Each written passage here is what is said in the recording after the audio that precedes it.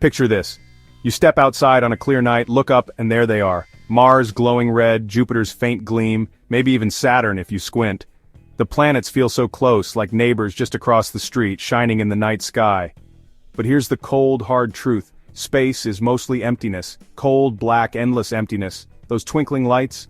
They're not just far. They're so far that getting to them is a test of time itself. A quick jaunt to Mars?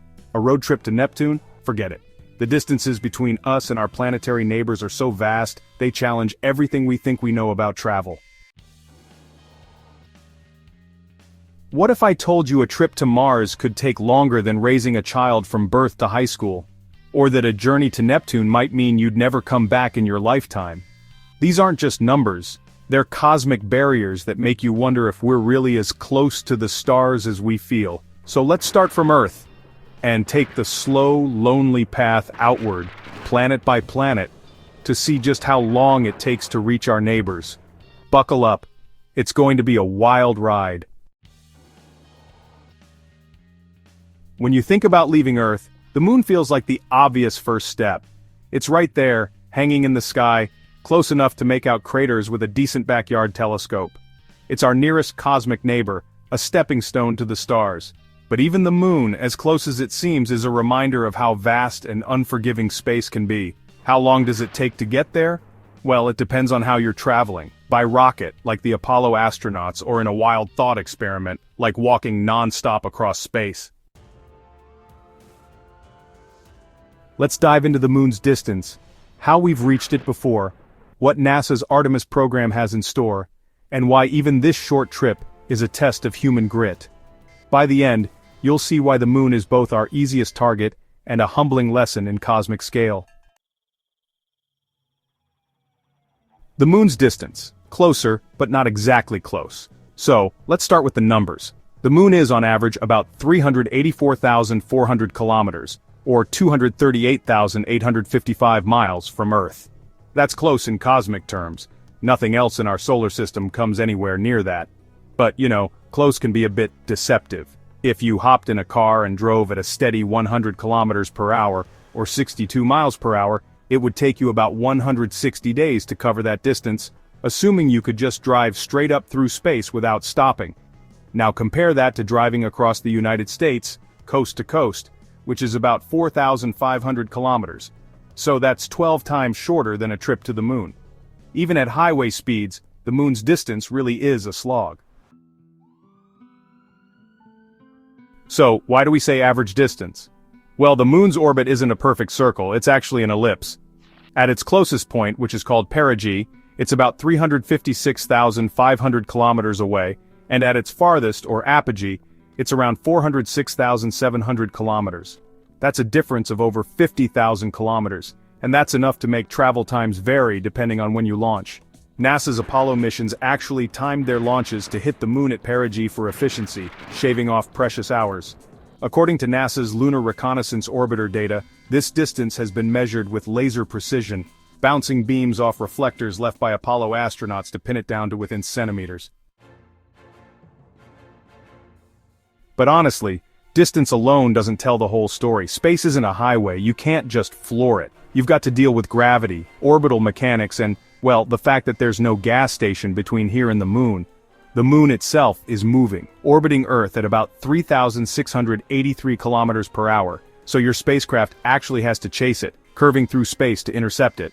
This makes the actual path longer than a straight line, often closer to 400,000 kilometers. It's kind of like trying to hit a moving target while you're also moving, and that's where the real challenge really begins. Let's go back to the 1960s and 70s when humans first cracked the code to reach the moon. The Apollo program, NASA's moonshot, is still the gold standard for lunar travel. Apollo 11, the mission that landed Neil Armstrong and Buzz Aldrin on the moon in July 1969, took about 76 hours, so roughly 3 days, to travel from Earth to lunar orbit. That's 384,400 kilometers in just over 3 days, averaging a blistering 5,000 kilometers per hour. But how did they do it? And why can't we just hop on a rocket and do it again tomorrow? The Apollo missions used the Saturn V rocket. a 363-foot-tall beast that could push 48 tons of payload into lunar orbit. After launch from Kennedy Space Center, the rocket's 3 stages burned through 85 tons of fuel in minutes to escape Earth's gravity, reaching speeds of 40,000 kilometers per hour in low Earth orbit. From there, the spacecraft entered a translunar trajectory, a curved path that used Earth's gravity to slingshot toward the moon. According to NASA's mission logs, Apollo 11's journey broke down like this: about 2.5 days to reach the moon's vicinity, a few hours to enter lunar orbit, and then a descent to the surface using the lunar module. The return trip was slightly faster, about 2.5 days, thanks to the moon's weaker gravity. Not every Apollo mission took exactly 76 hours. Apollo 14, for instance, took about 81 hours due to slight variations in trajectory and launch timing. The key was precision. NASA calculated the moon's position down to the second, using computers less powerful than your smartphone. They also had to account for fuel efficiency. The Saturn V burned through millions of pounds of propellant, but it was designed to get the job done with minimal waste, coasting most of the way once it left Earth's atmosphere. A 2019 NASA retrospective on Apollo noted that the missions were a masterpiece of engineering, balancing speed, safety, and fuel constraints. But here's the catch. Those 3 days were for trained astronauts in a spacecraft moving at, honestly, insane speeds. The average person couldn't just hop on board. The Apollo capsule was cramped, with barely enough room for 3 people, and the journey was risky. Apollo 13's near disaster in 1970 showed how, one glitch could spell catastrophe. Even today, with all our tech, a 3-day trip to the moon isn't something you just book on Expedia.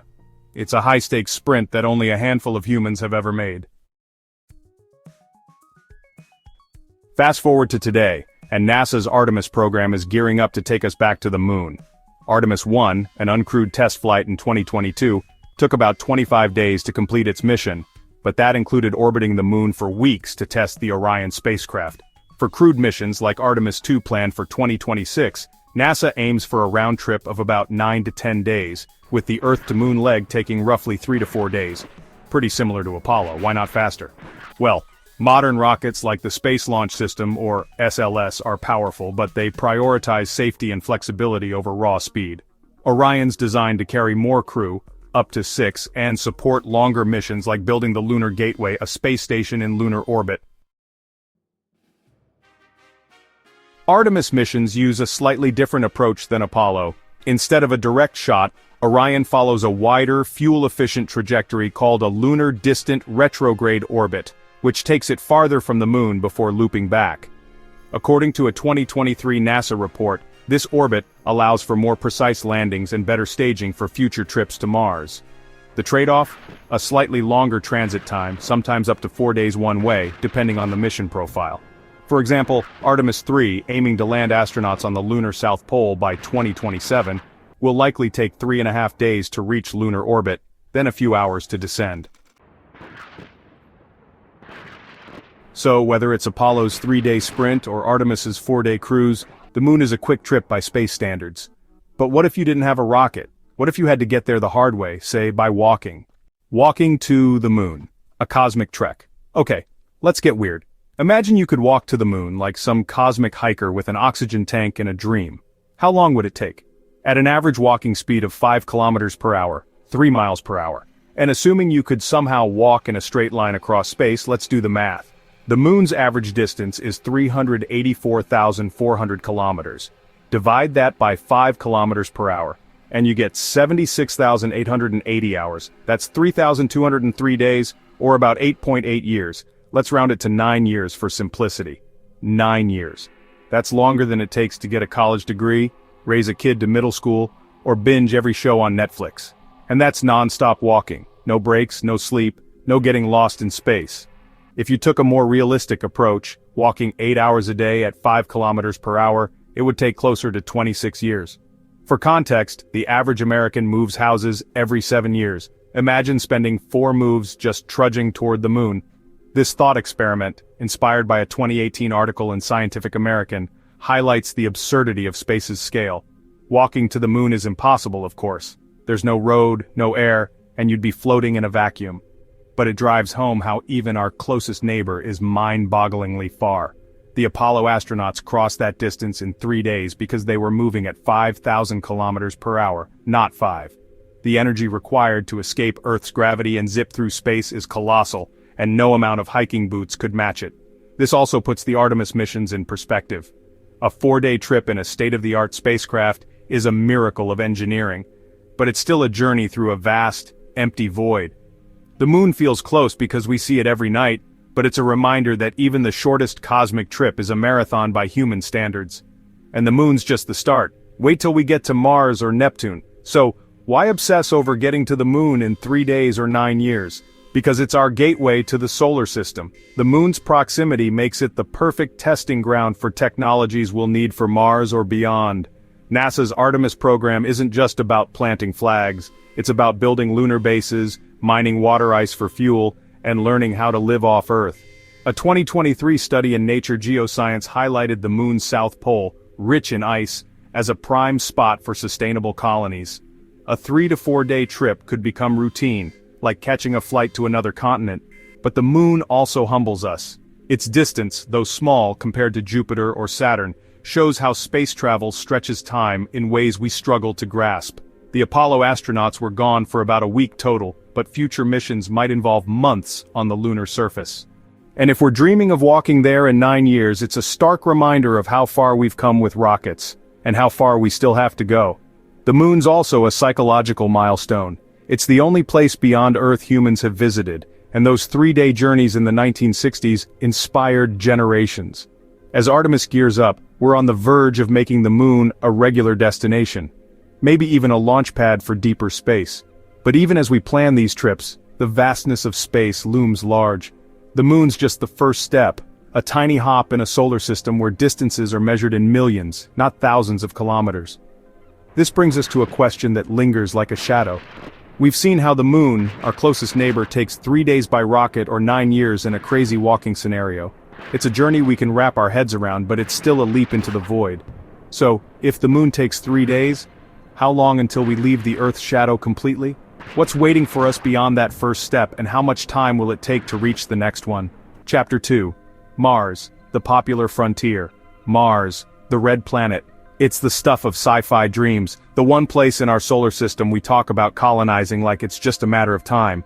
You look up at night, spot that rusty glow, and it feels almost reachable, like if we could just stretch out a little farther, we'd be there. But Mars isn't the moon, sitting a quick 3-day rocket ride away. It's millions of kilometers across a cold, empty void, a journey that tests not just our tech but our patience. How long does it take to get there? Well, it depends on rockets, launch windows, and whether you're crazy enough to imagine walking.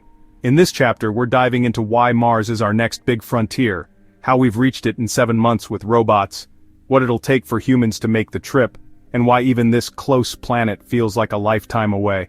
Let's hit the cosmic trail and head to Mars. Let's start with the distance because that's where the reality of space travel smacks you in the face. At its closest approach, Mars is about 54.6 million kilometers, 33.9 million miles, from Earth. That's during what's called opposition, when Mars and Earth are on the same side of the Sun, lined up like runners at a starting block. But closest is a tricky word in space. Mars's orbit is elliptical and so is Earth's, so the distance varies wildly. At their farthest, when they're on opposite sides of the Sun, Mars can be over 401 million kilometers away, more than 7 times farther than at opposition. Even at 54.6 million, it's 140 times the distance to the Moon, which we just learned takes 3 days by rocket or 9 years to walk. These close approaches happen roughly every 26 months, creating launch windows when it's easiest to send spacecraft. NASA's Jet Propulsion Laboratory, JPL, tracks these windows with precision, calculating paths that save fuel and time. During the 2020 opposition, Mars was about 62 million kilometers away. Not quite the record-breaking 54.6 million in 2003, but close enough for efficient travel. That's why missions like Perseverance launched in July 2020, aiming to hit Mars when the planets were cozy. But even at its nearest, 54.6 million kilometers is no joke. If you drove a car at 100 kilometers per hour, it would take 62 years to get there, longer than most people's lifetimes. Here's the kicker: you don't travel in a straight line. Mars is moving at 86,400 kilometers per hour in its orbit, and Earth zipping along at 107,200 kilometers per hour. To catch Mars, your spacecraft follows a curved path called a Hohmann transfer orbit, a fuel-efficient arc that slingshots you from Earth's orbit to Mars. According to a 2019 NASA technical report, this path can stretch the actual distance traveled to 100 million kilometers or more, depending on the trajectory. It's like chasing a friend on a merry-go-round. You're not just running across the playground, you're curving around to meet them. This makes the journey longer and trickier than the raw distance suggests. The fastest trips, robots to the red planet. So, how long does it take to get to Mars with today's tech? The fastest missions, like NASA's Perseverance rover, have clocked in at about 7 months. Launched on July 30th, 2020, Perseverance landed on February 18th, 2021. After a 203-day, 471 million kilometer journey, way longer than the 62 million kilometers between Earth and Mars at the time, thanks to that curved orbit. That's an average speed of about 96,000 kilometers per hour, faster than anything we've sent to the moon, but still a slog compared to earthly travel. For context, a commercial jet flies at 900 kilometers per hour. Perseverance was 100 times faster, yet it took half a year. Perseverance wasn't alone in this time frame. Other missions like the United Arab Emirates Hope Orbiter and China's Tianwen-1 also launched in 2020 and took 7 to 8 months. NASA's Curiosity rover, landing in 2012, took 253 days, about 8.5 months. Why the range?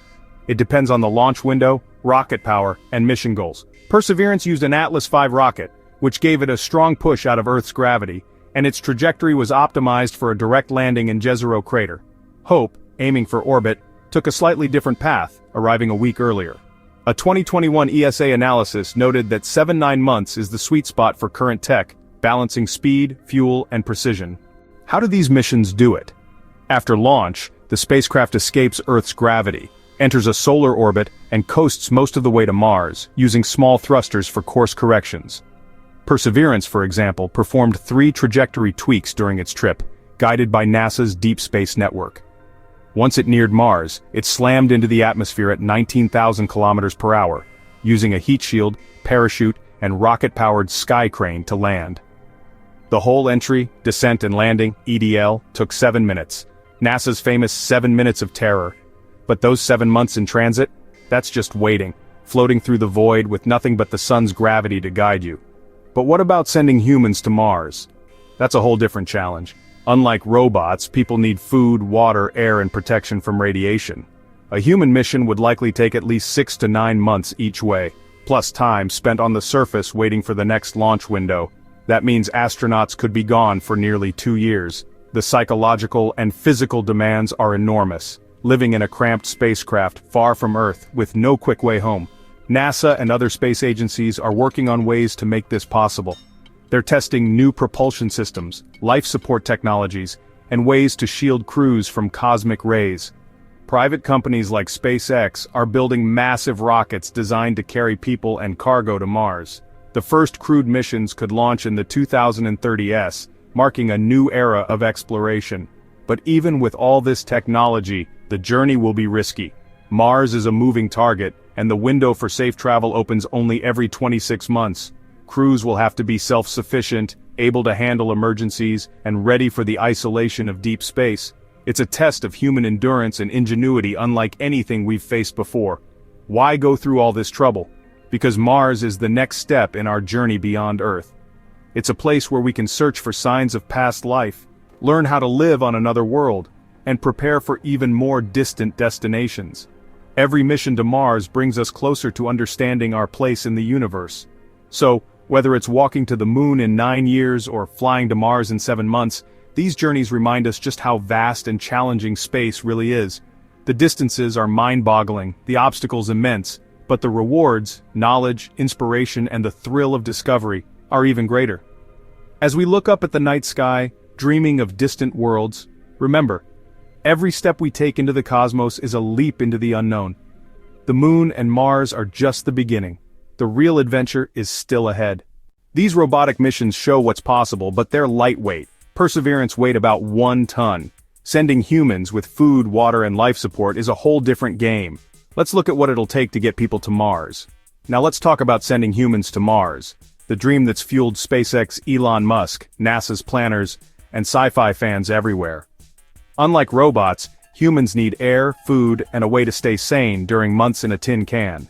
Current estimates for crewed missions range from 6 months to a year one way, depending on the tech and mission design. NASA's 2023 Human Exploration of Mars report projects 6-8 months for a trip using advanced chemical rockets, while SpaceX's Starship aims for 6 months or less with its massive methane-fueled engines. Why the variation and what's the holdup? First, the distance is the same, 54.6 million kilometers at closest approach, but crewed missions need more than speed. A human spacecraft could weigh 100 tons or more compared to Perseverance's 1 ton, requiring huge amounts of fuel to escape Earth and slow down at Mars. NASA's Space Launch System, SLS, or SpaceX's Starship can lift these loads, but fuel efficiency still limits speed. A 2024 study in Acta Astronautica estimated that a 6-month trip to Mars requires a delta V of 11 kilometers per second, achievable with current rockets but pushing their limits. Faster trips, say 3 months, would need nuclear propulsion, which NASA's exploring but won't have ready until the 2030s. SpaceX's Starship designed for Mars could shave time by carrying more fuel and optimizing its trajectory. Musk claims a 6-month trip is possible, launching during a 2028 or 2030 window. Starship's reusable design and 150-ton payload capacity let it carry crew, habitats, and even return fuel.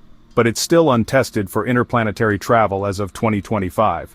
A 2023 SpaceX white paper outlined a 180-day mission profile. Launch from Earth, coast to Mars, refuel on the surface using Martian CO2 and water, and return in another 6 months. Total round trip? About 2-3 years, including a 1-year stay on Mars waiting for the next launch window. But here's the rub: 6 months in space isn't a vacation. Astronauts face radiation from solar flares which can damage DNA without Earth's magnetic shield. A 2022 Nature study estimated that a Mars trip exposes crew to 0.6 sieverts of radiation, 60% of a lifetime safe limit. Microgravity also weakens bones and muscles, requiring daily exercise. And the psychological toll? Imagine being stuck in a small capsule with a few others for half a year, no fresh food, no privacy, just the hum of machines. NASA's high seas experiments simulating Mars missions in Hawaii showed crew stress peaks around month 4. SpaceX and NASA are designing bigger cabins and VR entertainment, but it's still a grueling haul. So, 6-12 months to Mars for humans is possible, but it's not a quick commute. It's a marathon that tests body and mind, making the moon's 3-day trip look like a weekend getaway. Now, what if you ditched the rockets and tried something even crazier, like walking? Let's get absurd for a moment. Suppose you could walk to Mars like some cosmic nomad with an infinite spacesuit. At a steady 5 kilometers per hour, how long would it take to cover 54.6 million kilometers? Grab a calculator. 54,600,000 kilometers divided by 5 kilometers per hour is 10,920,000 hours. That's 455,000 days, or roughly 4,247 years. Over 4,000 years. To put that in perspective, 4,000 years ago, the pyramids were being built, and humans were just inventing the wheel. You'd be walking from the dawn of civilization to now, and you still wouldn't be there. This assumes a straight line, which is impossible since Mars is moving, and you'd need to cross space's vacuum. If you walked 8 hours a day, it'd take closer to 12,741 years, longer than human history. A 2019 Scientific American piece on space travel analogies called this kind of thought experiment a humbling way to grasp cosmic scale. The moon's 9-year walk was bad enough, but Mars is a whole new level of unreachable. Even if you could somehow follow the home and orbit path, adding millions of kilometers, you're looking at 5,000, 6,000 years. It's not just impractical. It's a reminder that space laughs at our terrestrial instincts. Why does this matter? Because it shows why rockets are our only shot.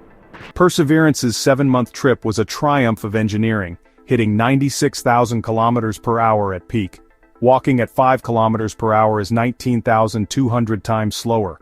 The energy to cross 54.6 million kilometers in months, not millennia, requires burning tons of fuel to escape Earth's gravity and chase Mars' orbit. It's why NASA and SpaceX obsess over propulsion. Without it, Mars might as well be in another galaxy. Mars isn't just another planet, it's our obsession. It's the only place besides Earth we think could have once supported life, with evidence of ancient rivers and lakes found by rovers like Curiosity. NASA's 2021 Perseverance data showed organic molecules in Jezero crater, hinting at past biology. It's also our best bet for a second home. SpaceX envisions cities on Mars, while NASA's 2030s plans include crewed bases. A 6-12-month trip is long, but it's doable, and every mission brings us closer. But Mars also humbles us. 7 months for a rover, a year for humans, over 4,000 years to walk. It's a distance that stretches time itself. The red planet feels close because we see it, dream about it, but getting there is a slog through emptiness. And Mars is just the next step. The moon was a 3-day hop. Mars is a year-long trek. What happens when we aim farther, to planets twice as distant or more? This leaves us with a nagging question. If Mars already takes a year to reach with our best tech, or thousands of years in a wild walking dream, what happens when we try to go twice as far? We've left the moon's cozy 3-day trip behind and tackled Mars's grueling 7-month haul. Now we're setting our sights on the king of the solar system, Jupiter. This gas giant with its swirling storms and massive presence looms large in the night sky, but don't let its brightness fool you.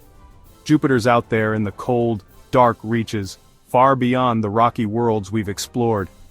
Getting to this beast takes years, not months, and requires some cosmic trickery to make it happen.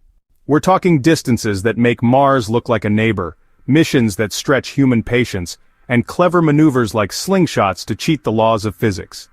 In this chapter, we'll unpack how long it takes to reach Jupiter, why it's such a trek, and what it teaches us about exploring the outer solar system. Let's venture into the cold and aim for the giant. Jupiter is a whole different ballgame. At its closest approach to Earth, called opposition, it's about 588 million kilometers, 365 million miles, away. That's roughly 10 times farther than Mars at its nearest, 54.6 million kilometers, and 1,500 times the Moon's distance. But like Mars, Jupiter's distance varies because both planets follow elliptical orbits around the Sun. At their farthest, when Earth and Jupiter are on opposite sides of the Sun, the gap stretches to 968 million kilometers, almost a billion kilometers. Even at 588 million, it's a journey that makes you realize how vast our solar system really is. If you drove a car at 100 kilometers per hour, it would take 670 years to reach Jupiter at its closest, longer than the United States has been a country. These oppositions happen every 13 months, creating launch windows when Jupiter and Earth are aligned. NASA's Jet Propulsion Laboratory, JPL, plans missions around these windows to save fuel and time, just like with Mars. The 2011 launch of the Juno spacecraft, for example, targeted a window when Jupiter was about 600 million kilometers away. But here's the catch. You don't fly straight to Jupiter. The actual path, called a Hohmann transfer orbit, curves through the solar system, following the Sun's gravity to intercept Jupiter's orbit. A 2020 NASA technical report estimated that a typical trajectory to Jupiter covers 800 million to 1 billion kilometers due to this curving path, as Jupiter orbits at 47,000 kilometers per hour, while Earth moves at 107,200 kilometers per hour. Why so far? Jupiter's deep in the outer solar system, 5.2 astronomical units, AU, from the Sun, on average. 1 AU is Earth's distance from the Sun, about 150 million kilometers. It's not just the distance, it's the energy needed to escape Earth's gravity, catch up to Jupiter, and slow down to orbit or land. Unlike Mars, Jupiter's massive gravity, 2.5 times Earth's, makes arrival trickier, requiring precise maneuvers to avoid being slung out or crushed. This distance and complexity set the stage for why getting to Jupiter takes years, not months, even with our best tech. Galileo and Juno pioneers of the long haul. Let's look at how we've reached Jupiter so far. Two standout missions, NASA's Galileo and Juno, show what it takes to get to this gas giant. The Galileo spacecraft, launched on October 18, 1989, took about 6 years to reach Jupiter, arriving on December 7, 1995. Its journey spanned roughly 2.8 billion kilometers, way more than the straight-line distance, because it used a winding path to save fuel. Juno, launched on August 5, 2011, did it faster, arriving on July 4, 2016, after about 5 years and 2.7 billion kilometers. Why the difference, and how did they pull it off? Galileo's 6-year trek was a masterclass in patience. Launched aboard the Space Shuttle Atlantis, it used an Atlas Centaur rocket to escape Earth but didn't have enough fuel to go straight to Jupiter. Instead, it relied on gravity assists, slingshot maneuvers, where a spacecraft swings by a planet, stealing a bit of its orbital momentum to gain speed. Galileo did a Venus-Earth-Earth gravity assist, VEGA, zipping by Venus once, and Earth twice between 1990 and 1992. Each pass boosted its speed, like a skateboarder using a ramp to go faster. According to a 1996 NASA report, these slingshots added about 10 kilometers per second to Galileo's velocity, letting it cover the massive distance without burning extra fuel. By the time it reached Jupiter, Galileo was moving at 48 kilometers per second relative to the planet, slowing down to enter orbit. Juno, on the other hand, shaved a year off the trip. Launched with an Atlas V rocket, it used a single Earth gravity assist in 2013, swinging by at 559 kilometers above the planet to gain a 7 kilometer per second boost. Juno's 5-year journey was faster because of improved rocket power and a more direct trajectory, covering 2.7 billion kilometers. A 2017 JPL analysis noted Juno's path was optimized to hit Jupiter at a high inclination, letting it orbit the planet's poles to study its magnetic field. Both missions averaged speeds of about 60,000–70,000 kilometers per hour during transit, but most of that time was spent coasting, with small thruster burns for course corrections. These missions highlight a key truth. Getting to Jupiter isn't just about raw speed. Galileo and Juno took years because fuel is limited and space is vast. Gravity assists are like cosmic shortcuts, but they add distance and complexity. Without them, a direct trip would require impractical amounts of fuel. Think millions of gallons more than the 2 million liters used by Galileo's launch. Both spacecraft also had to survive the harsh radiation around Jupiter, which fries electronics, adding another layer of challenge. So 5–6 years is what it takes for robots, but what about humans? Crewed missions to Jupiter, a distant dream. Now let's talk about sending humans to Jupiter. Spoiler, we're not there yet, and we might not be for decades. Unlike Mars, where NASA and SpaceX are planning crewed missions for the 2030s, Jupiter's a tougher nut to crack. The distance, 588 million kilometers at closest, means a one-way trip would likely take 5–7 years with current chemical rockets, similar to Galileo and Juno. A 2023 study in Acta Astronautica estimated that a crewed mission to Jupiter's orbit, using advanced propulsion like nuclear thermal rockets, could cut this to 3–4 years. But that tech is still in development. SpaceX's Starship, designed for Mars, could theoretically reach Jupiter in 4–5 years with multiple refueling stops in Earth orbit. But no firm plans exist as of 2025. Why so long? First, the distance is brutal, 10 times Mars at minimum. A Hohmann transfer orbit to Jupiter takes 2–3 years one way for a lightweight probe. A crewed spacecraft weighing 100–200 tons with life support would need more fuel and time. Gravity assists could help, but they'd extend the path, as Galileo's 2.8 billion kilometer trek showed. Second, Jupiter's radiation is a nightmare. Its magnetic field traps high-energy particles, creating radiation belts 1,000 times harsher than Earth's. A 2022 Nature study warned that humans in Jupiter's orbit could face 1.8 sieverts of radiation per year, 3 times Mars exposure, risking cancer and organ damage. Then there's the human factor. A 5–7 year one-way trip means a round trip of 10–14 years, assuming a 1–2 year stay for the next launch window. That's a lifetime in space. Astronauts would need massive supplies, food, water, oxygen, plus shielding against radiation and microgravity's effects on bones and muscles. A 2024 NASA report on deep space habitats suggested a Jupiter-bound spacecraft would need to be the size of a small space station, with rotating sections for artificial gravity and greenhouses for food. Psychological isolation is another hurdle. Mars's 6-month trip already stresses crews, and Jupiter's years-long journey could push mental limits. Could we go faster? Nuclear propulsion, like NASA's Draco project, could cut the trip to 3 years by 2040, using nuclear reactors to heat propellant for higher thrust. But even then, Jupiter's distance and radiation make crewed missions a distant dream. For now, robots like Juno are our eyes, taking 5–6 years to brave the cold. The power of slingshots and gravity assists. Let's zoom in on the secret sauce that makes Jupiter missions possible: gravity assists. These are like cosmic billiards, using a planet's gravity to fling a spacecraft faster or redirect it without burning fuel. Galileo's VEGA path, Venus once, Earth twice, turned a 2-year direct trip into a 6-year odyssey, but saved millions of liters of propellant. Juno's single Earth flyby in 2013 boosted its speed by 7 kilometers per second, enough to reach Jupiter in 5 years instead of 8. Without these slingshots, missions to Jupiter would be nearly impossible with current rockets. How do they work? When a spacecraft passes close to a planet, it borrows a tiny fraction of the planet's orbital momentum. Think of it like swinging on a rope. You gain speed as you whip around the anchor point. A 2018 ESA study explained that a well-timed flyby can add or subtract velocity, depending on whether you pass behind or in front of the planet's path. Galileo's Venus flyby in 1990 gave it a 5 km per second boost, and its Earth flybys added another 5 km per second each. Juno's Earth flyby was so precise it shaved a year off the trip. Gravity assists aren't just for speed, they're for navigation. Jupiter's far, and rockets can't carry enough fuel to adjust course over billions of kilometers.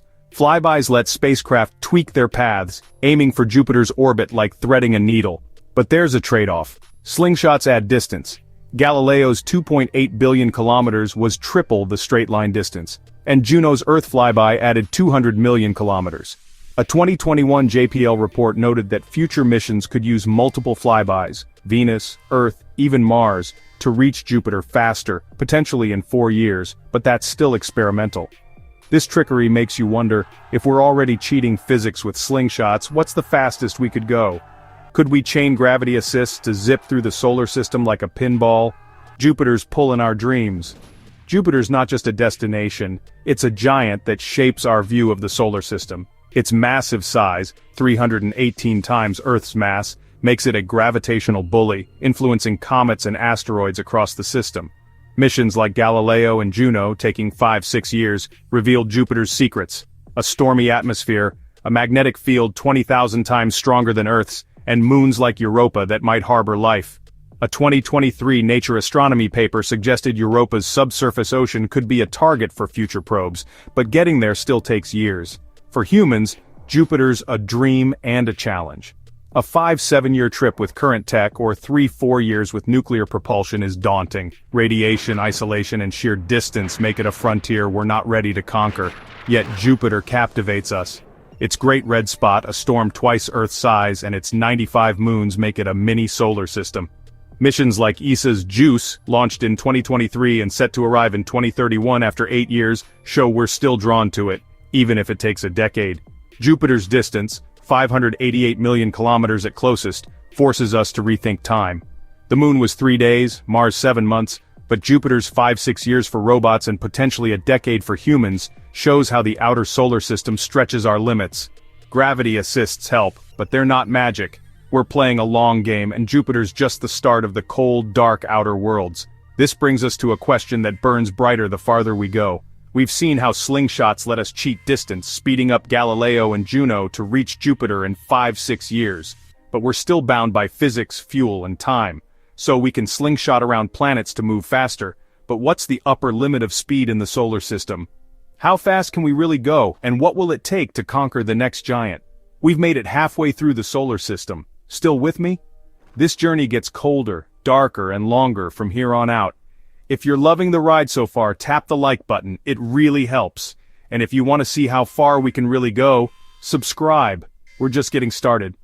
Chapter 4. Saturn, the Lord of the Rings. We've crossed the moon's quick 3-day hop, endured Mars's 7-month trek, and braved Jupiter's 5-year journey through the cold. Now, we're headed to Saturn, the jewel of the solar system, with its iconic rings shimmering like a cosmic crown. But don't let its beauty fool you. Saturn is far, really far, sitting in the deep freeze of the outer solar system. Getting there takes years of clever navigation, and even talking to a spacecraft that far out feels like shouting across a void.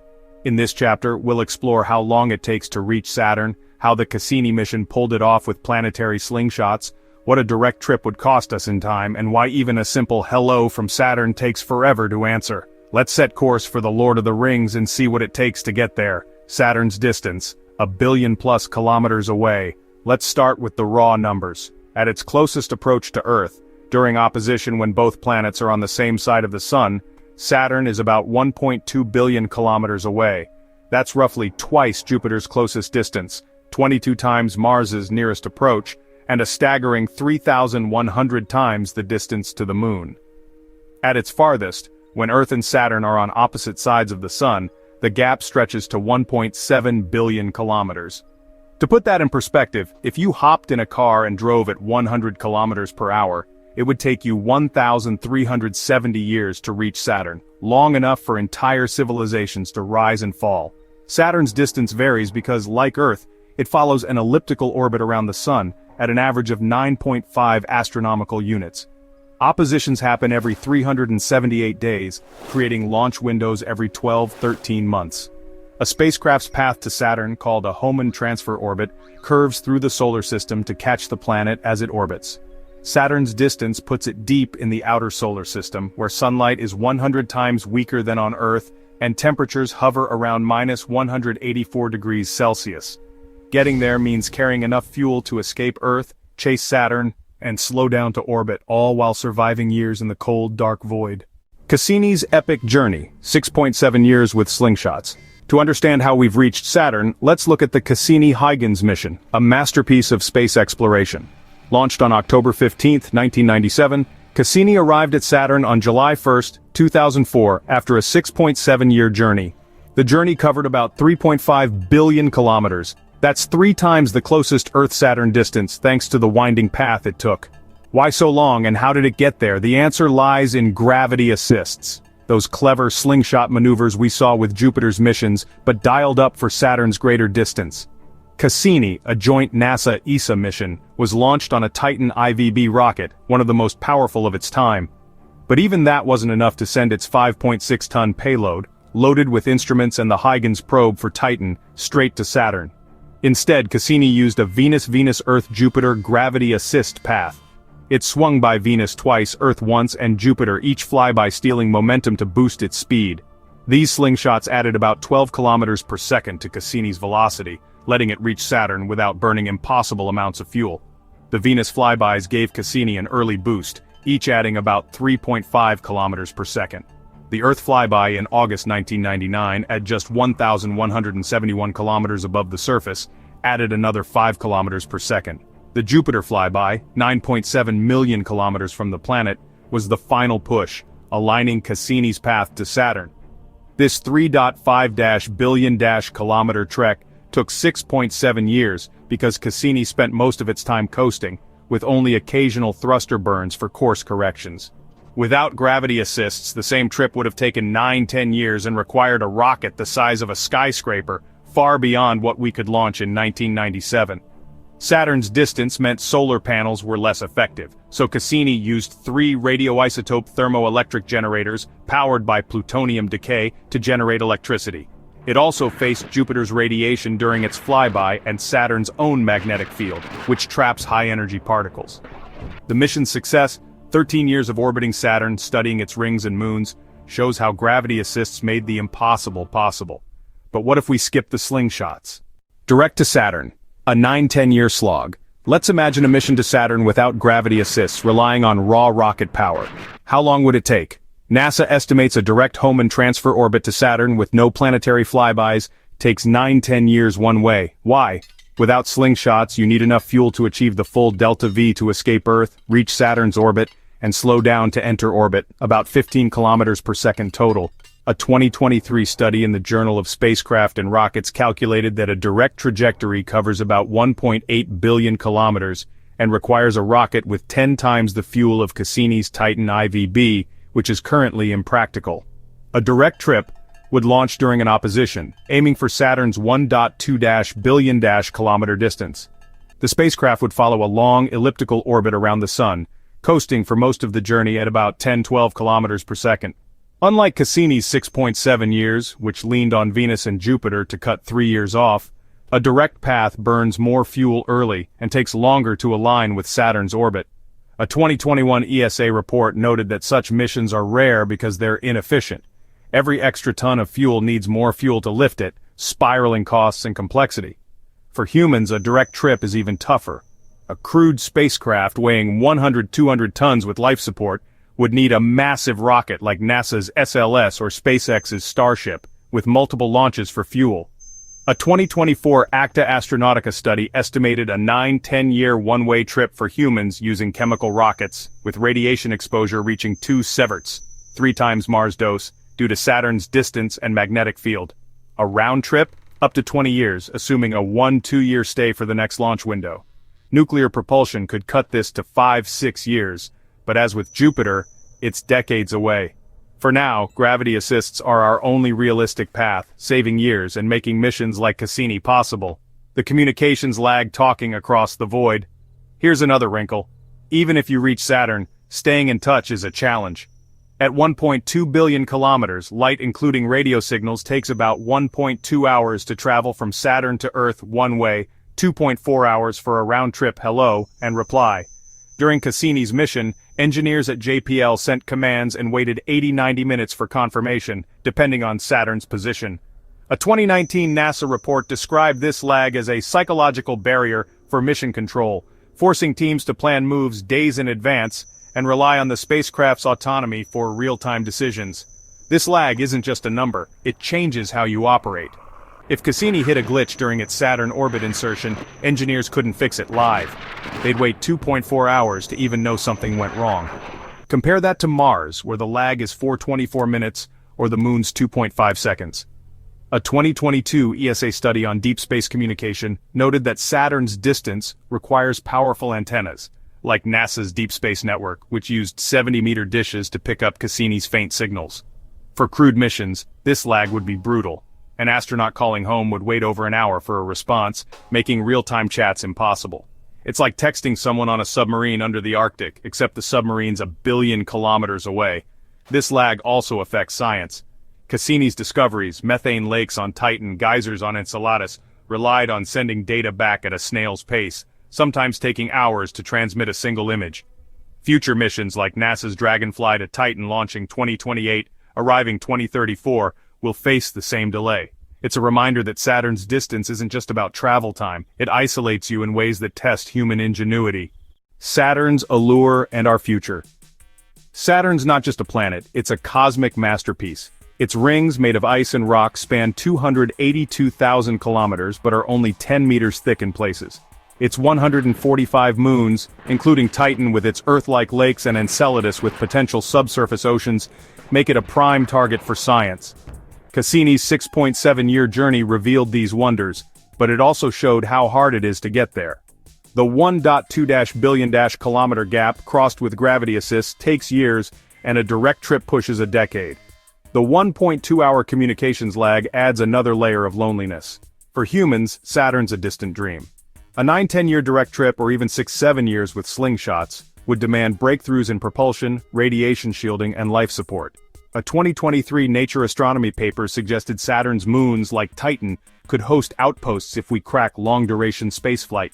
Imagine floating habitats in Titan's thick atmosphere, using its methane for fuel. But getting there means enduring years in the void, far from Earth's warmth. Saturn's distance humbles us. The Moon was 3 days, Mars 7 months, Jupiter 5 years, and now Saturn's 6-10 years. Each step outward stretches time, testing our tech and our will. But what if we could do more than visit?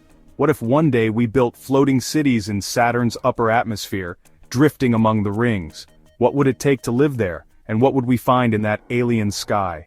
Chapter 5. Uranus, the tilted ice giant. We've hopped to the Moon in 3 days, trekked to Mars in 7 months, slung past Jupiter in 5 years, and danced with Saturn's rings after 6.7 years. Now we're venturing deeper into the solar system's icy frontier, to Uranus, a pale blue-green world tipped on its side, spinning like a cosmic top gone wild. This ice giant is so far out it's barely a speck in our telescopes, and getting there pushes our tech and patience to the brink. It's cold, it's distant, and it's lonely. In this chapter we'll explore how long it takes to reach Uranus, why Voyager 2's 8.5-year journey in 1986 was a one-of-a-kind feat, why we haven't gone back, and what it would mean to walk there across 50,000 years. Let's bundle up and head to the tilted ice giant. Uranus's distance, a cosmic marathon. Let's start with the distance, because Uranus is where the solar system starts feeling like an endless marathon. At its closest approach to Earth during opposition, Uranus is about 2.6 billion kilometers, 1.6 billion miles, away. At its farthest, when Earth and Uranus are on opposite sides of the Sun, it stretches to 3 billion kilometers, 1.86 billion miles. That's more than twice Saturn's closest distance of 1.2 billion kilometers, 48 times Mars' nearest approach, and a jaw-dropping 6,700 times the Moon's distance. If you drove a car at 100 kilometers per hour, it would take you 2,968 years to reach Uranus at its closest, long enough for entire empires to rise and crumble. Uranus orbits the Sun at an average of 19.2 astronomical units, 1 AU equals 150 million kilometers, and its elliptical path, combined with Earth's, makes the distance vary. Oppositions occur every 370 days, offering launch windows roughly every year, according to NASA's Jet Propulsion Laboratory, JPL. But the actual path to Uranus isn't a straight shot. A spacecraft follows a curved Hohmann transfer orbit, chasing Uranus as it orbits at 24,500 kilometers per hour. A 2021 ESA study estimated that a typical trajectory covers 3.54 billion kilometers due to this curving path, as the spacecraft fights the Sun's gravity and aligns with Uranus's distant orbit. This distance is a beast. Uranus is so far that sunlight takes about 2.7 hours to reach it, making it 100 times dimmer than on Earth, with temperatures plunging to minus 224 degrees Celsius, minus 371 degrees Fahrenheit. Getting there requires massive energy to escape Earth, catch Uranus, and slow down for orbit, all while surviving years in the deep freeze. The sheer scale of this journey explains why only one mission has ever made it. Voyager 2, the lone pioneer. To date, only one spacecraft has visited Uranus, NASA's Voyager 2, which reached the planet on January 24, 1986, after an 8.5-year journey. Launched on August 20, 1977, Voyager 2 covered about 4.4 billion kilometers to get there, far more than the 2.6 billion kilometer straight-line distance at opposition. Why so long, and how did it pull off this epic trek? The answer lies in a mix of clever engineering, gravity assists, and sheer luck. Voyager 2 was launched on a Titan III Centaur rocket, carrying a lightweight 722-kilogram payload, small compared to Cassini's 5.6 tons. It didn't have the fuel for a direct trip, so it used gravity assists to slingshot through the solar system. Its path was a masterpiece. It flew by Jupiter in 1979, gaining a 10 km per second boost, then Saturn in 1981, adding another 5 km per second. These slingshots sent Voyager 2 hurtling toward Uranus at an average speed of 60,000 kilometers per hour, though most of the 8.5 years was spent coasting with occasional thruster tweaks. A 1987 NASA report noted that without these flybys, the trip would have taken 15 years, requiring a rocket far beyond 1970s tech. The journey wasn't easy. Voyager 2's radioisotope thermoelectric generators, RTGs, powered by plutonium, provided just 400 watts of electricity, less than a microwave, because solar panels were useless at Uranus's distance.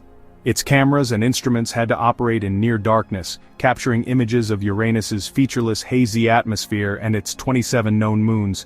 The spacecraft also faced a 2.7-hour one-way communications lag, meaning NASA engineers waited over 5 hours for a round-trip signal. A 2019 JPL analysis praised Voyager 2's autonomy, as it executed complex maneuvers like photographing Miranda's cracked surface with no real-time input from Earth.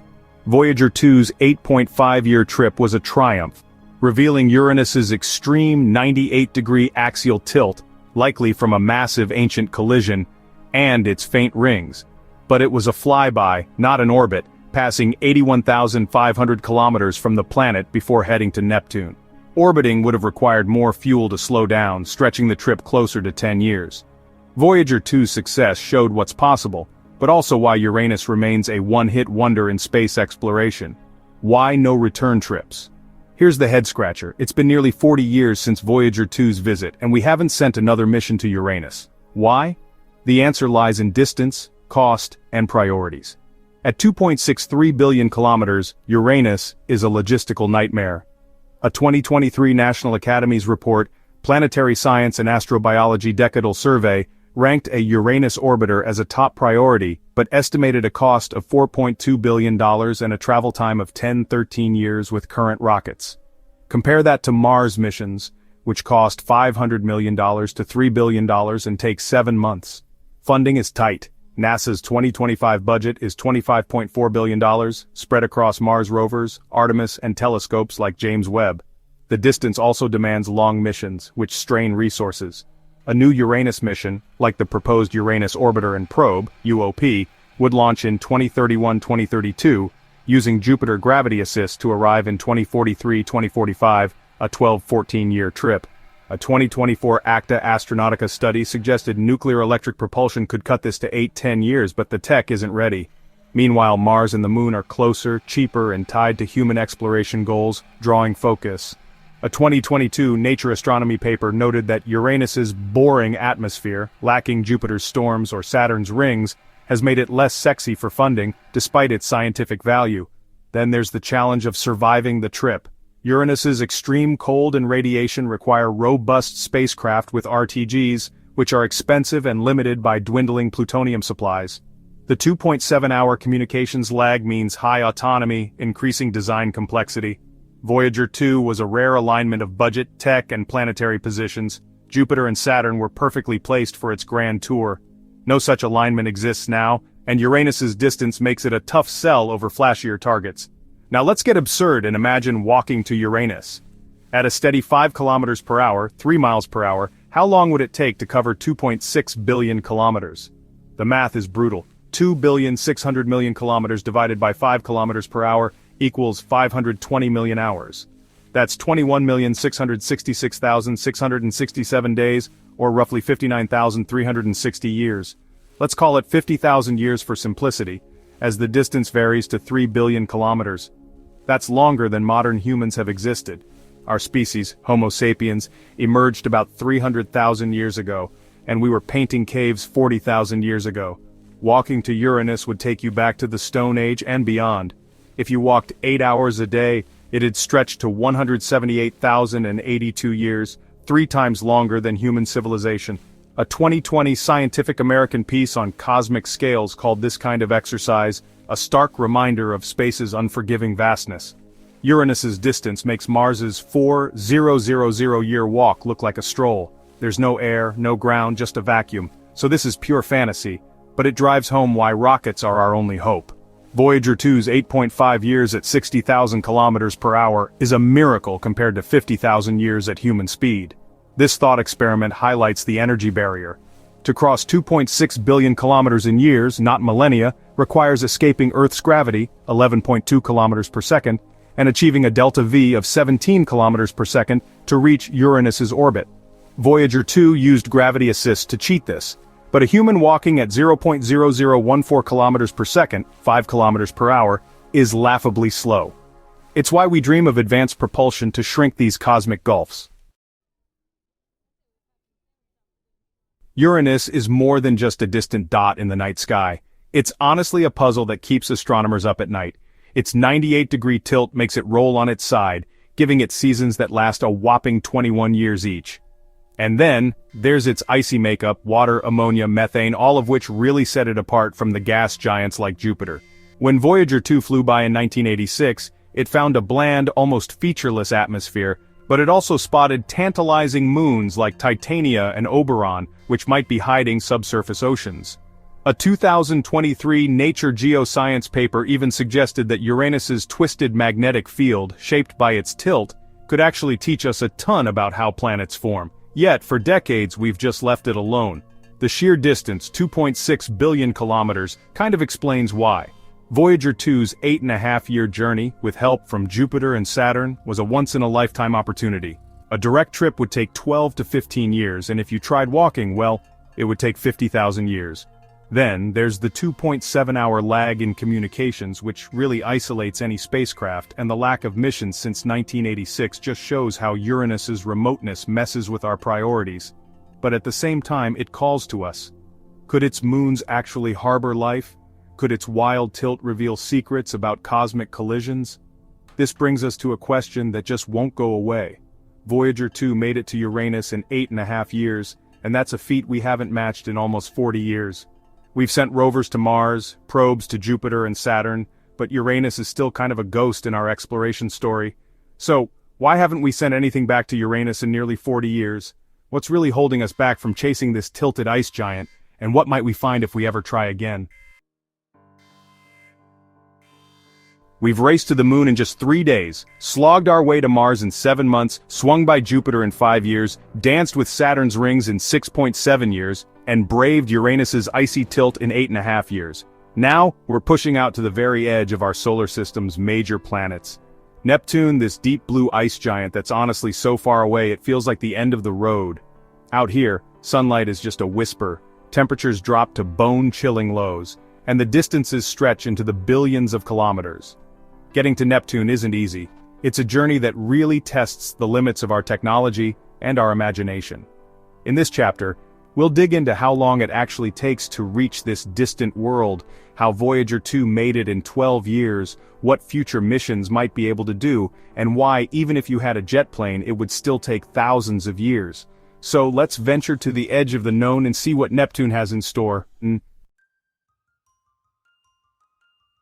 Let's start with the distance, because honestly, Neptune is where the sheer scale of our solar system really sinks in. At its closest approach to Earth during what's called opposition, Neptune is about 4.3 billion kilometers away. When Earth and Neptune are on opposite sides of the Sun, that gap stretches to 4.7 billion kilometers.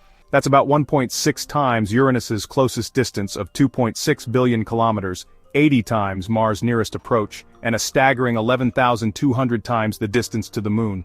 If you hopped in a car and drove at 100 kilometers per hour, it would take you 4,885 years to reach Neptune at its closest. That's longer than all of recorded human history. Neptune orbits the Sun at an average of 30.1 astronomical units. 1 AU is 150 million kilometers, and its elliptical orbit mixed with Earth's causes the distance to keep changing. Oppositions happen every 367 days, so there's a launch window about once a year, according to a 2023 NASA Jet Propulsion Laboratory report. But a spacecraft's path to Neptune isn't straight. It follows a curved Hohmann transfer orbit, chasing Neptune as it speeds along at 19,500 kilometers per hour. A 2022 ESA study estimated that a typical trajectory covers 5 to 6 billion kilometers because of this curving path, as the spacecraft fights the Sun's gravity to line up with Neptune's far-off orbit. This distance is, well, daunting. Neptune is so far out that sunlight takes about 4 hours to reach it, making it 900 times dimmer than on Earth, and temperatures drop to negative 201 degrees Celsius, or negative 330 Fahrenheit.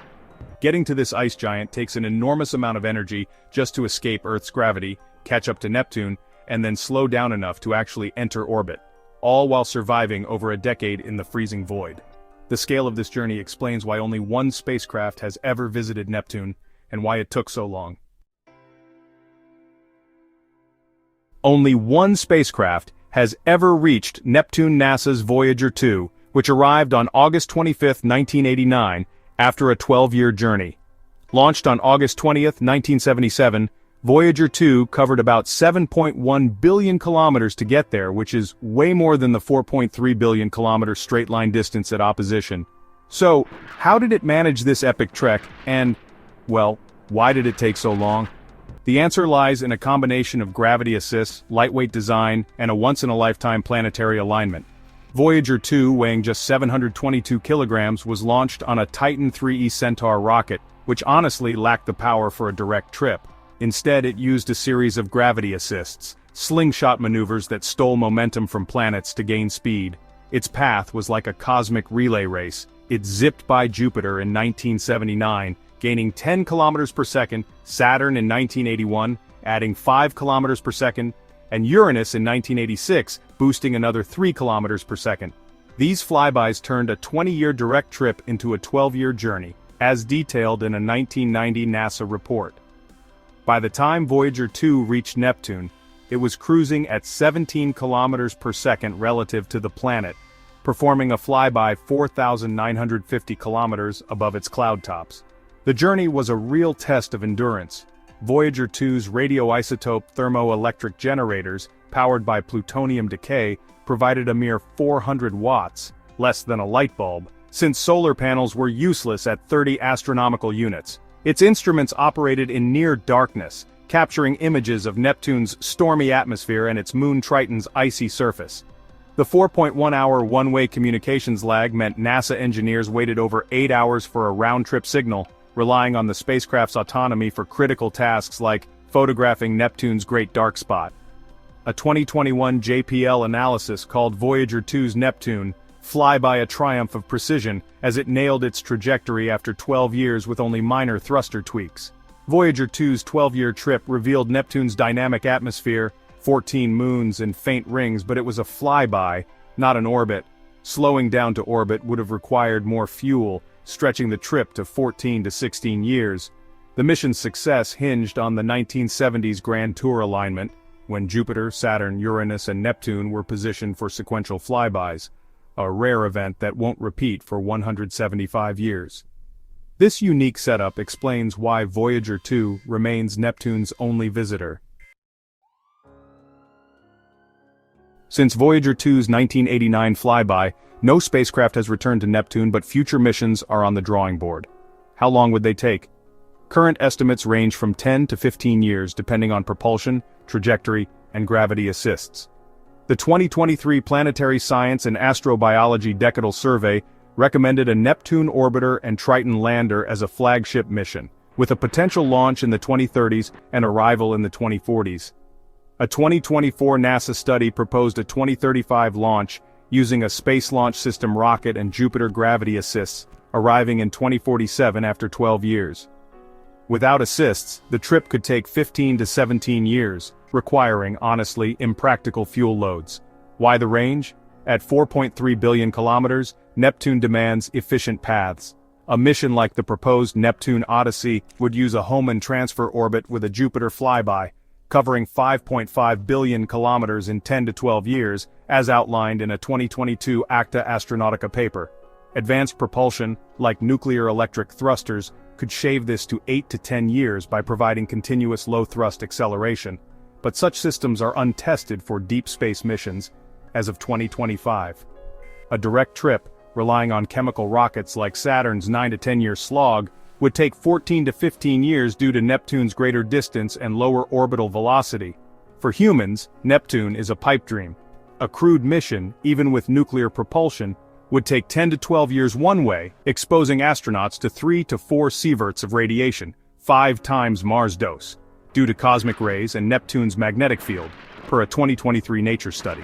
A round trip could span 25 to 30 years, requiring a spacecraft the size of a space station with artificial gravity and self-sustaining life support.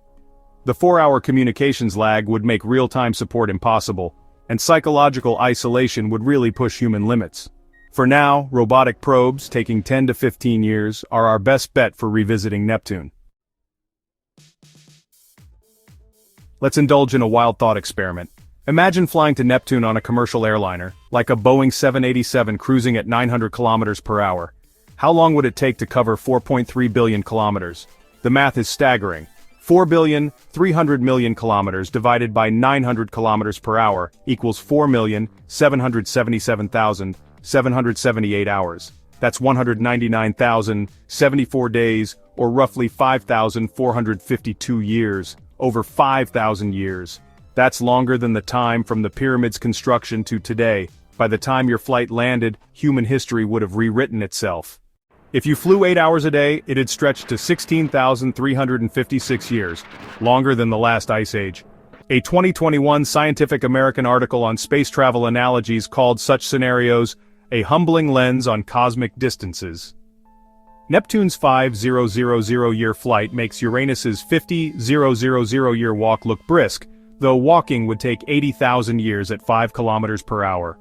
The airliner's speed, 0.25 kilometers per second, is still 240 times faster than walking but laughably slow compared to Voyager 2's 17 kilometers per second. This exercise underscores why spacecraft, not jets, are our only shot. Crossing 4.3 billion kilometers in years requires escaping Earth's gravity and achieving a delta V of 18 kilometers per second, something no airliner could dream of. This fantasy highlights the energy barrier. Voyager 2's 12 years relied on gravity assist to cheat physics, but an airliner's constant speed ignores orbital mechanics, gravity, and the vacuum of space. It's a reminder that Neptune's distance isn't just far, it's a gulf that redefines time itself. Neptune is the solar system's final major planet, a boundary marker where our knowledge thins out. Voyager 2's 12-year journey revealed a turbulent world with winds reaching 2,400 kilometers per hour, a great dark spot, and Triton, a moon with nitrogen geysers possibly captured from the Kuiper Belt. A 2024 Nature Geoscience paper suggested Neptune's ice-rich interior could hold clues to planetary formation, and Triton's activity hints at subsurface oceans. Yet we've left it untouched since 1989. The distance, 4.3 billion kilometers, explains why. Voyager 2's 12 years, boosted by a rare planetary alignment, was a feat unmatched in over 30 years.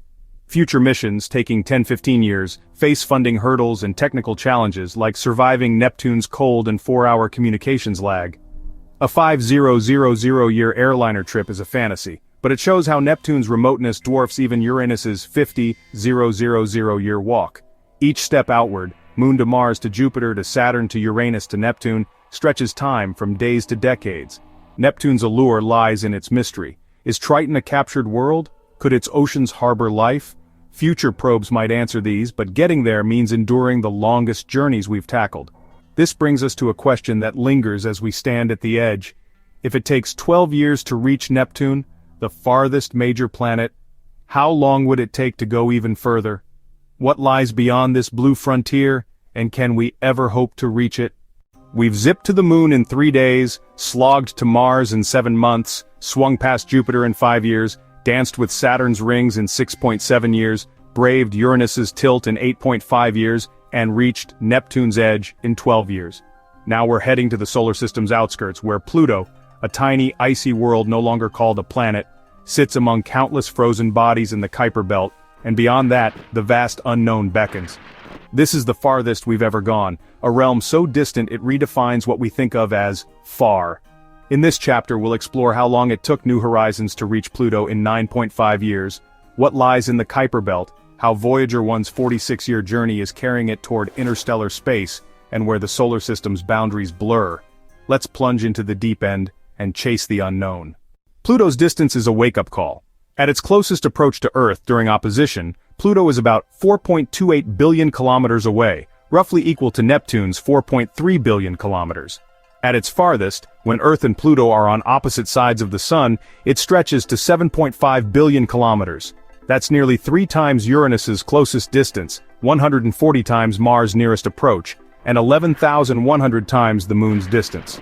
If you drove a car at 100 kilometers per hour, it would take 4,873 years to reach Pluto at its closest. About the age of ancient Egypt. Pluto orbits the Sun at an average of 39.5 astronomical units, but its highly elliptical orbit swings it from 30 to 49 AU, taking 248 years to complete one lap. Oppositions occur every 366 days, offering yearly launch windows, per a 2023 NASA JPL report. A spacecraft's path to Pluto follows a curved Hohmann transfer orbit, covering 6-7 billion kilometers, due to Pluto's orbit at 17,100 kilometers per hour. A 2022 ESA study noted that this trajectory battles the Sun's weakening gravity, requiring precise navigation over billions of kilometers. Pluto's distance is brutal. At 39.5 AU, sunlight takes 5.5 hours to arrive, 1,600 times dimmer than on Earth, with temperatures at minus 229 degrees Celsius. Reaching this dwarf planet demands immense energy to escape Earth, chase Pluto's eccentric orbit, and survive the cold. Unlike Neptune, Pluto's small size, 2,377 kilometers across, makes it a faint target, but its place in the Kuiper Belt makes it a gateway to the solar system's frontier. Only one spacecraft has visited Pluto, NASA's New Horizons, which reached it on July 14, 2015, after a 9.5-year journey. Launched on January 19, 2006, New Horizons covered 6.1 billion kilometers, launched as the fastest spacecraft in history.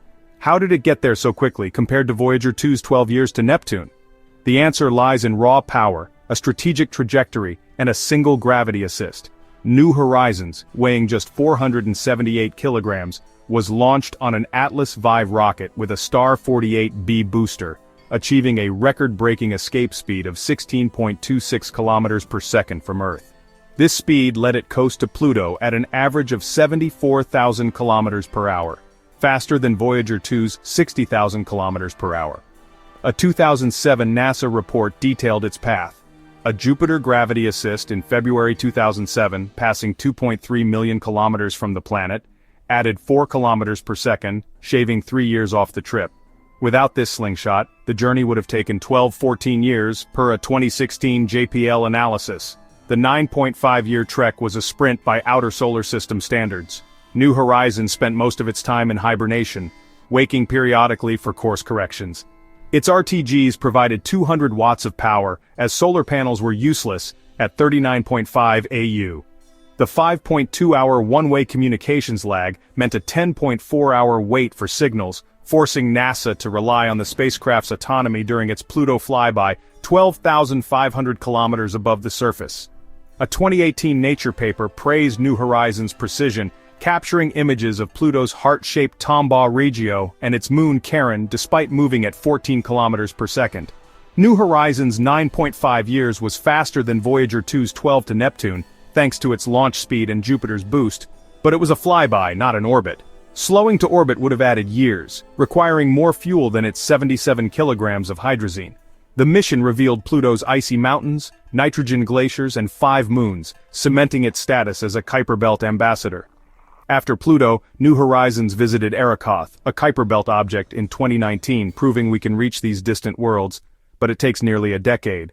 Beyond Pluto lies the Kuiper Belt, a donut-shaped region from 30 to 55 AU, home to countless icy bodies, comets, dwarf planets, and frozen relics from the solar system's birth. At 4.58 billion kilometers from Earth, it overlaps Pluto's orbit and stretches farther than Neptune. How long to reach it? New Horizons hit Pluto at 39.5 AU in 9.5 years, and reached Arrokoth at 43.4 AU in 13 years, 2019. Other Kuiper Belt objects like Eris at 96 AU could take 15-20 years with current tech, per a 2023 Acta Astronautica study. The Kuiper Belt's vastness makes it a moving target. Objects like Haumea or Makemake at 3550 AU orbit at 10-15 kilometers per second, requiring curved trajectories spanning 7-10 billion kilometers. A 2024 NASA white paper proposed a Kuiper Belt survey mission launching in 2030, arriving in 2042, 2045, 12-15 years, using Jupiter gravity assists. Nuclear electric propulsion could cut this to 10-12 years, but it's untested. The belt's objects are small. Arrokoth is 36 kilometers long, making them hard to spot and navigate, as noted in a 2022 Nature Astronomy paper. For humans, the Kuiper Belt is science fiction. A 10-15-year one-way trip would expose crews to 4-5 sieverts of radiation, per a 2023 Nature study, and require self-sustaining habitats for a 30-year round trip. The 5-7-hour communications lag isolates astronauts, and the cold demands advanced power systems. New Horizons' 9.5 years to Pluto shows robots are our scouts, but the Kuiper Belt's sprawl, billions of objects across trillions of kilometers, makes it a lifelong journey to explore. Voyager 1, 46 years and counting. Now let's look beyond the Kuiper Belt, where Voyager 1, launched on September 5, 1977, is humanity's farthest traveler. As of June 15, 2025, it's 46 years into its journey, 24.4 billion kilometers from Earth, or 163 AU. It's not aiming for a planet but drifting toward interstellar space, having crossed the heliopause, the solar system's boundary, on August 25, 2012, at 121 AU after 35 years. Voyager 1's 46 years and counting, moving at 17 kilometers per second, show the scale of deep space. Voyager 1 used gravity assists from Jupiter in 1979 and Saturn in 1980, boosting its speed to escape the Sun's gravity.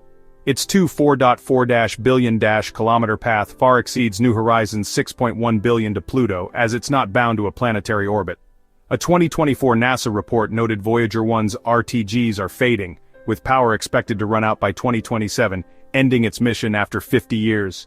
It's now in the interstellar medium where the Sun's influence fades, but it won't reach another star for 40,000 years, when it passes 1.6 light-years from Gliese 445. For humans, Voyager 1's path is unimaginable. A 46-year trip to 163 AU would require breakthroughs in propulsion, radiation shielding, and life support. A 2023 study suggested nuclear fusion could reach 100 AU in 10 years, but it's decades away.